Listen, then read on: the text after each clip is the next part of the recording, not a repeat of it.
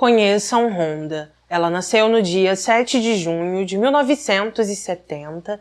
Ela era uma mulher de 32 anos que vivia na Carolina do Sul, Estados Unidos. Honda foi descrita como uma mulher esforçada, responsável e que se preocupava muito com sua família. Ela tinha 3 filhos. Na época dos fatos, estava namorando com um homem que não era o pai de seus filhos e trabalhava em uma loja de conveniências. As pessoas que viviam próximas a Honda disseram que o mundo dela girava ao redor dos filhos, que ela não tinha tempo para ela mesma, que trabalhava muito, que era do trabalho para casa, da casa para o trabalho, e que quando alguma coisa saía da sua rotina, ela sempre avisava para a mãe ou para a ex-sogra, porque eu acredito que a ex-sogra ajudava ela a cuidar de seus filhos. Enfim, no dia 13 de fevereiro de 2002, Honda saiu de casa para trabalhar como fazia todas as manhãs. Algumas horas depois deu o horário dela voltar para casa. Honda não apareceu. Por causa disso, os familiares dela começaram a procurá-la, não a encontraram, e como eles não conseguiam saber o que havia acontecido com ela, eles decidiram entrar em contato com a polícia e então relataram seu desaparecimento. Assim que as buscas se iniciaram, os policiais foram até a loja de conveniências onde ela trabalhava. Ao chegar ali, eles souberam que Honda não foi trabalhar naquele dia. Olharam as imagens de segurança da loja, não viram nada fora do comum e por isso continuaram as investigações. Mais ou menos 2 ou 3 dias após o início das buscas, os policiais receberam a ligação de uma pessoa. Essa pessoa disse que, mais ou menos um dia antes, estava indo para o trabalho de carro, viu um carro branco perto de uma área arborizada, achou aquilo estranho, foi para o trabalho e assim que chegou ali, ele comentou com um colega de trabalho sobre o que viu. Ao dar a descrição do carro, o colega de trabalho informou que esse carro era muito similar com o carro de uma mulher que havia desaparecido, falou que aquela pessoa deveria entrar em contato com a polícia e por isso aquela pessoa ficou com aquilo na cabeça. Depois disso, essa pessoa falou que foi até essa área arborizada novamente, não viu o carro, começou a rodar pelo local e então, enquanto estava andando por aquele local ou rodando de carro, aquela pessoa encontrou alguém sem vida. Por causa disso, ele ligou para os policiais que foram até esse pomar de macieiras. Ao chegar ali, os policiais constataram que se tratava de uma mulher, notaram que ela estava despida e perceberam que aquela mulher era a Honda. Por causa disso, ela foi levada para análise. Ao chegar nesse local, os legistas constataram que ela perdeu a vida devido a golpes com uma faca. Disseram que isso ocorreu cerca de 9 ou 12 vezes e que também havia sinais de abuso. A partir daí, as buscas pelo culpado se iniciaram. Por causa disso, os policiais foram até a loja onde Honda trabalhava novamente. Eles verificaram mais uma vez as imagens de segurança, também olharam as imagens do estacionamento e perceberam que Honda chegou até o estacionamento de seu trabalho. Eles notaram que por volta de 6h50 da manhã ela estacionou o carro, saiu e que em um certo momento após ela sair do carro, um homem se aproximou dela e então os dois entraram no veículo. Como a qualidade da imagem era muito ruim, os policiais não sabiam se ela tinha entrado no carro porque quis, não sabiam se aquele homem tinha obrigado ela, e por isso eles começaram a criar algumas teorias. A primeira teoria é que Honda conhecia aquele homem, então quando ele se aproximou, os dois conversaram brevemente e decidiram entrar no carro para dar algum passeio. A segunda teoria é que Honda não conhecia aquele homem, que ele provavelmente a abordou com algo na mão, obrigou ela a entrar no carro e por isso ela foi contra sua vontade. Devido a tudo isso, os policiais pegaram aquelas imagens, entregaram a profissionais capacitados que melhoraram a qualidade daquele vídeo e assim eles perceberam que Honda entrou no carro contra sua vontade. Quando os policiais mostraram a imagem de segurança para os amigos e familiares de Rhonda, eles disseram que aquele homem nas imagens se parecia muito com o namorado dela. Ainda durante as investigações, os policiais acharam o carro de Rhonda. Ele estava queimado, estava sem o som e estava estacionado exatamente em frente a uma casa onde pessoas compravam e consumiam drogas. Por causa disso, o namorado de Rhonda se tornou a principal pessoa de interesse nesse caso. Ele então foi levado até a delegacia, negou tudo, disse que não era ele naquelas imagens e falou que não tinha feito nada de ruim com Rhonda. Ele ainda disse que às 6h50 da manhã estava em seu trabalho, apresentou o ponto de trabalho para provar que o que estava dizendo era verdade. Porém, os policiais não acreditaram nele. Eles começaram a dizer que qualquer pessoa poderia ter assinado o nome daquele homem no ponto e, por causa disso, continuaram fazendo inúmeras perguntas. Em certo momento, eles perguntaram se aquele homem poderia fazer um teste do polígrafo. Ele aceitou. O final do teste concluiu que as respostas dele eram inconclusivas e, por isso, os policiais continuaram muito desconfiados dele. Os policiais ainda conversaram com 6 pessoas que trabalhavam com aquele homem. Todas as pessoas disseram que ele estava sim no trabalho, falaram que em momento algum ele saiu, mas mesmo assim os policiais tinham certeza que ele era o responsável por tudo. Por causa disso, eles levaram a testemunha que viu o homem ao lado do carro de Rhonda. Eles colocaram a foto do namorado de Rhonda junto com a foto de muitos outros homens e aquela pessoa pegou exatamente a foto do namorado de Rhonda. Por causa disso, os policiais coletaram o DNA dele, enviaram para o laboratório. Assim que o resultado saiu, se comprovou que o DNA dele não era compatível com o DNA que estava em Rhonda. E por causa disso, finalmente, o namorado dela foi descartado como suspeito e os policiais o deixaram em paz. Alguns dias depois, os investigadores receberam uma ligação. Ali, algumas pessoas disseram que, enquanto estavam caçando em uma área arborizada, eles encontraram objetos como carteira, roupas, um pote de remédios com o nome Rhonda, entre muitas outras coisas. Esses objetos foram encontrados a mais ou menos 1 hora de distância do local onde Rhonda foi encontrada.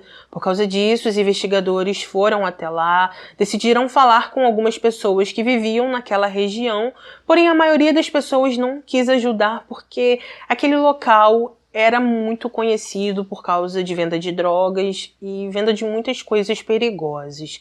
Depois que eles tentaram falar com muitas pessoas, conseguiram falar com um homem que vendia drogas naquele local. Ele informou que dias antes um homem foi até ele, lhe deu um som de carro e joias, pediu droga em troca dessas coisas. E então esse homem deu. Após isso, ele contou que esse homem pediu uma calça emprestada, falou que a calça que ele estava usando estava muito suja. O vendedor de drogas então emprestou porque ele já conhecia esse homem de vista. E então, após se trocar, aquele homem se despediu e foi embora com as drogas e na companhia de uma mulher. Quando a polícia perguntou se o vendedor de drogas conhecia a mulher que estava com aquele homem, ele disse que sim, informou o nome dela e por causa disso os policiais foram até essa mulher. Assim que o interrogatório começou, essa mulher confirmou toda a história do vendedor de drogas. Ela disse que o homem que estava com ela se chamava Frederick e que eles ficaram muito tempo rodando com o carro de Rhonda. Ainda durante o interrogatório, essa mulher disse que, em certo momento, Frederick foi até o local onde os objetos pessoais de Rhonda estavam. Ela disse que ele entrou na área arborizada, pegou o dinheiro na carteira de Rhonda e então voltou para o carro. Ao investigar Frederick um pouco mais a fundo, a polícia descobriu que ele já tinha sido preso por um abuso. Apesar disso, o DNA dele não estava no banco de dados da polícia, porque, segundo os policiais, na época que ele foi preso, aparentemente a polícia estava sem recursos financeiros para fazer isso, e por isso o DNA de Frederick não foi coletado na época. Frederick tinha 35 anos na época dos fatos, ele trabalhava como cozinheiro, como falei para vocês, ele já tinha sido preso e também já tinha sido sentenciado devido a um abuso que cometeu, porém não foi preso só essa vez, porque ele já tinha sido preso outras vezes por causa de roubo e também por causa de agressão. Devido a isso, os policiais começaram a procurar por ele. Horas depois, se descobriu que Frederick estava preso em uma cidade vizinha porque policiais pararam ele, pediram a carteira de motorista e ele estava dirigindo sem ela. Assim que os investigadores foram até esse local, Frederick foi interrogado. No interrogatório, ele disse que não conhecia a Rhonda e que não dirigiu o carro dela naquele dia. Quando a polícia informou que haviam testemunhas que viram ele no carro, Frederick mudou sua versão. Ele disse que viu o carro com as chaves dentro, não viu ninguém perto e por causa disso entrou e começou a dirigir. Ele ainda enfatizou que não conhecia a Rhonda, também enfatizou que não teve nenhum contato com ela e que nunca tinha conversado com ela. Ao ouvir isso, os policiais disseram para aquele homem que ele estava nas imagens de segurança da loja de conveniências. Frederick falou que eles estavam enganados, que aquele homem não era ele, e por causa disso os policiais decidiram mentir para Frederick. Eles disseram que mostraram aquele vídeo para a mãe dele, que ao ver as imagens a mãe dele confirmou que se tratava de seu filho e que por isso eles sabiam que ele estava mentindo. Como Frederick acreditou na mentira dos policiais, ele decidiu mudar sua versão. Ele disse que ele e Rhonda se conheciam, que os dois eram mais do que amigos, que eles viviam se encontrando, viviam saindo juntos e que tinham relações íntimas. Ele falou que marcou um encontro com Rhonda às 6h50 da manhã naquele dia, que assim que eles se encontraram, eles decidiram dar um passeio de carro, porque eles queriam muito ficar usando drogas e também tendo relações íntimas. Apesar de Frederick falar isso, os policiais não acreditaram na versão dele. Rhonda tinha que abrir a loja de conveniências às 7 da manhã, então era impossível ela ter marcado um encontro com alguém às 6h50 da manhã, já que ela era muito responsável e nunca faltava ao trabalho. Ainda durante o interrogatório, a polícia revelou àquele homem que eles encontraram Rhonda sem vida. Apesar dele dizer que não estava envolvido nesse caso, após algumas horas ele resolveu dar outra versão. Disse que durante um encontro não quis deixar Rhonda usar drogas, que por causa disso ela ficou com muita raiva, o agrediu e então, segundo ele, querendo se defender, acabou golpeando Rhonda com a faca. A partir daí, os investigadores coletaram o DNA de Frederick. Após a análise, eles confirmaram que o DNA dele era completamente compatível com o DNA encontrado em Rhonda e por causa disso ele foi preso. Além disso, os policiais ainda descobriram através do DNA de Frederick que ele estava envolvido em outros 2 casos e que esses casos não tinham sido resolvidos. No dia 21 de novembro de 1991, Frederick entrou em uma casa para roubar. Essa casa pertencia a uma senhora de 83 anos que não teve seu nome divulgado e ela estava dentro de casa com sua neta de 7 anos. Assim que Frederick entrou, ele amarrou as duas. Depois disso, ele abusou daquela senhora na frente da neta, roubou um videocassete e então saiu da casa. Essa senhora, infelizmente, faleceu em 1999 sem ver nenhuma justiça em seu caso, e a filha dela ficou lutando por anos para poder encontrar esse homem. O outro caso aconteceu em setembro de 2002, meses antes do que aconteceu com Rhonda. Nesse caso, uma mulher chamada Damares foi encontrada em um riacho sem vida. Assim como Rhonda, ela também estava despida. Assim que foi levada para análise, os legistas confirmaram que ela perdeu a vida porque alguém a estrangulou e disseram que havia sinais de abuso. Por causa do DNA que foi coletado de Frederick, ele foi comparado com o DNA que foi encontrado nessa mulher e se comprovou que o DNA dele era compatível com o DNA que estava nela. Por causa disso, a família dessa mulher conseguiu saber quem era esse homem e também puderam lutar por justiça. Depois que esse homem foi preso, meses depois aconteceu seu julgamento em 2004. Ali, os promotores disseram que Frederick morava perto do trabalho de Rhonda e assim que ela estacionou o carro e saiu, ele a viu, se aproximou, obrigou Rhonda a entrar novamente, depois mandou ela dirigir até o pomar de macieiras, onde cometeu o ato, roubou o dinheiro dela e depois o carro dela. Quando Frederick foi ouvido, ele contou uma história diferente da que ele contou na delegacia. Ele disse que Rhonda atacou ele porque ficou com ciúmes de uma outra namorada que ele tinha, e durante o ataque ela falou que se ela não podia ficar só com ele, ninguém poderia ficar. Após isso, de acordo com Frederick, Rhonda pegou uma faca que ela tinha levado, agrediu ele, tentou golpeá-lo, e enquanto os dois estavam lutando, de acordo com ele, Rhonda começou a se golpear sozinha e assim perdeu a vida. Frederick ainda mencionou que foi comprar drogas após o ocorrido, porque ele entrou em pânico, não conseguia acreditar que algo assim tinha acontecido na sua frente e que por isso ele ficou usando drogas para poder fugir de sua realidade. Ele também enfatizou que tinha um caso com Rhonda já há algum tempo, falou que os dois sempre se encontravam e que tinham relações íntimas.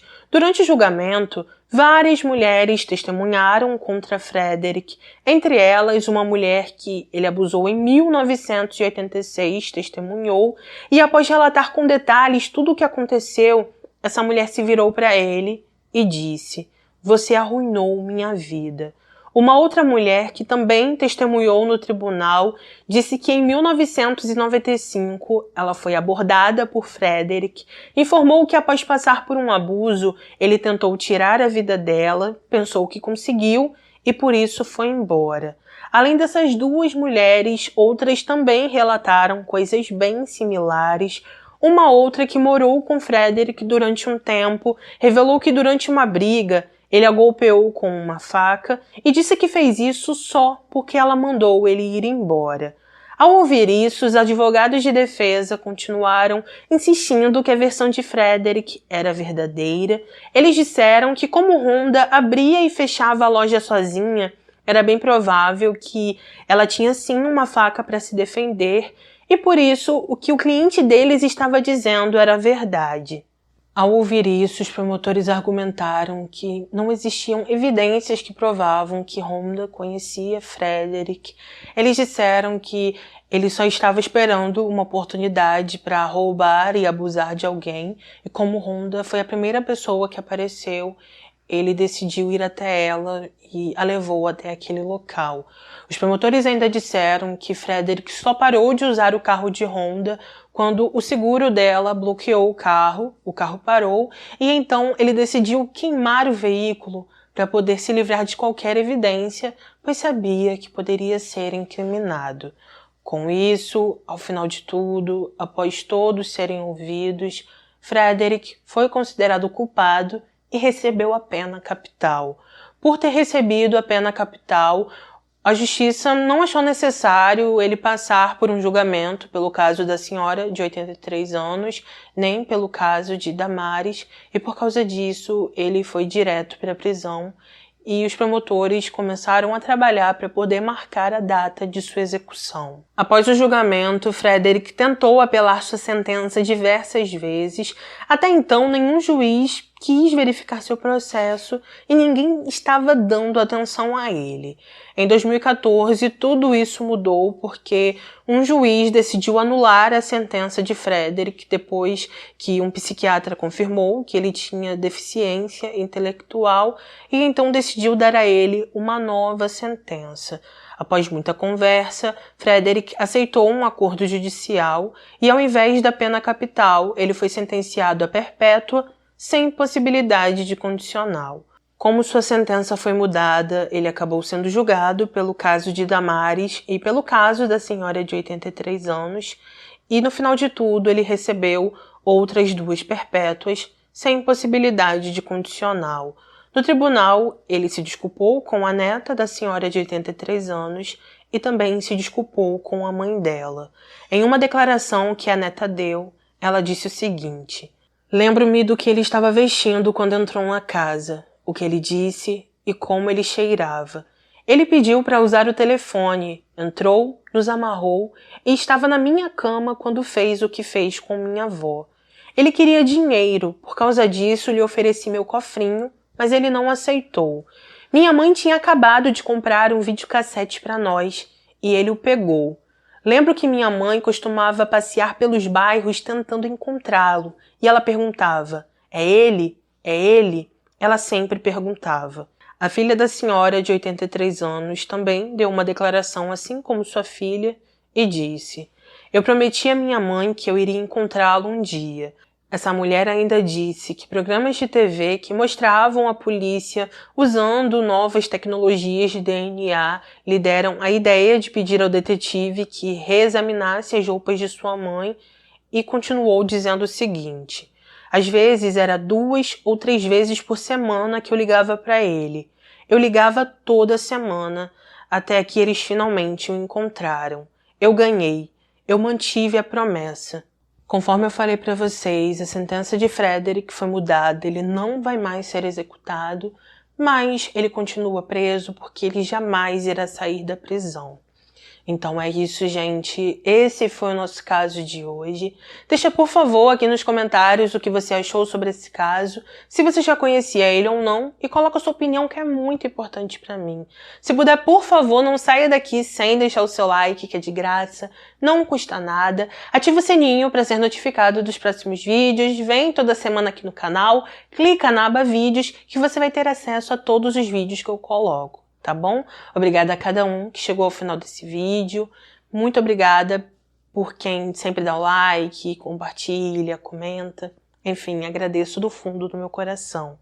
É isso, um beijo no coração de vocês. Obrigada por tudo, sempre e sempre. Fiquem com Deus, se cuidem e até o próximo vídeo.